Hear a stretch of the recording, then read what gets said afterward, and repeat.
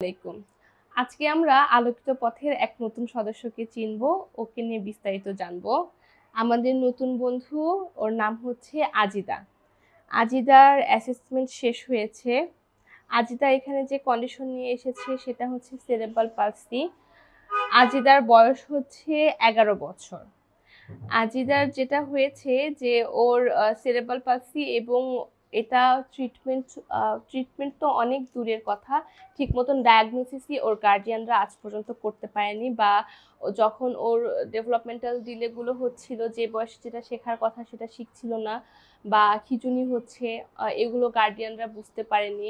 তারপরে ডাক্তারের কাছে সময় মতো নিয়ে যাওয়া, এগুলো কিছুই ওর হয়নি। ওর টোটাল কন্ডিশনটাই ওর এতদিন ধরে এই 11 বছর বয়স পর্যন্ত একেবারে আনডায়াগনোসড ছিল। কোথাও কোনো ডাক্তার দেখানো বা কোনো ট্রিটমেন্ট নেওয়া কিছুই আজ পর্যন্ত হয়নি।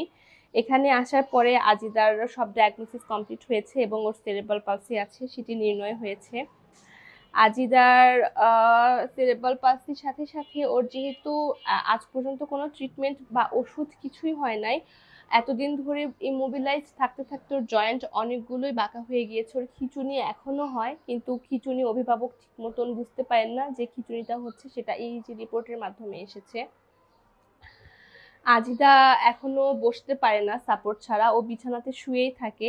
আজিদাকে নিয়ে আমরা দেখি যে ওর আসলে কি কি কন্ডিশন নিয়ে আমরা ওকে শুরু করছি। ও হাতগুলো এই যে মুভমেন্ট না করতে করতে সব ফিঙ্গারগুলো প্রায় একদম ফ্লেক্স হয়ে গিয়েছে। ও ঠিকঠাক মতন সবগুলো ফিঙ্গার সাপোর্ট ছাড়া সোজাও করতে পারছে না, এবং রিস্ট জয়েন্টটাও ফ্লেক্স হয়ে আছে। রিস্ট জয়েন্টটা সাপোর্ট দিয়ে তারপরে ও সোজা করতে পারে। ঠিক একইভাবে ওর বাম পাশটা বেশি এফেক্টেড। বাম পাশের হাতটা যদি আমরা লক্ষ্য করে দেখি, বেশি বাঁকা করে রাখি এবং কনুইটাও ও সোজা করতে পারে না। একই সাথে ওর রিস্ট জয়েন্টটা মানে কবজিটাও ও ঠিকঠাক মতন সোজা করতে পারে না। এবং আজিদা এখন যেভাবে শুয়ে আছে, কোমরটা একটু টিল্ট করে বা বাঁকিয়ে, ওর কিন্তু কোমরটা এভাবে শুয়ে থাকতে থাকতে এমনই হয়ে গিয়েছে, টিল্ট হয়ে গিয়েছে। কোমরটা সোজা করে নিয়ে ও শুয়ে থাকতে পারে না, এবং সাথে বাম পাটা ও এমনই ভাঁজ করে রাখে। যদি ডান পাটাও এভাবে ভাঁজ করে থাকে, জোরে শক্ত করে সাপোর্ট দিলে তখন ও সোজা করতে পারে। এবং ওর পেছনের সাইডের যে মাসেলগুলো পায়ের, সেগুলো এতটাই টাইট হয়ে গিয়েছে এবং কন্ট্রাকচার হয়ে গিয়েছে যে পাটা সোজা করে এর থেকে আর বেশি সোজাও হচ্ছে না, মানে বিছানার সাথে পাটা সোজা করে মেলতে পারে না। সাথে সাথে ওর অ্যাঙ্কেলগুলো এভাবে রাখতে রাখতে বাঁকা হয়ে গিয়েছে, একদম ক্লাব ফুটের মতন। পা এর থেকে আর বেশি সোজা করা ওর সম্ভব হয় না, এবং পাগুলো বাঁকা করে রাখতে রাখতে এবং একভাবে শুয়ে থাকতে থাকতে ওর বেশ বেড সোরও হয়ে গিয়েছে।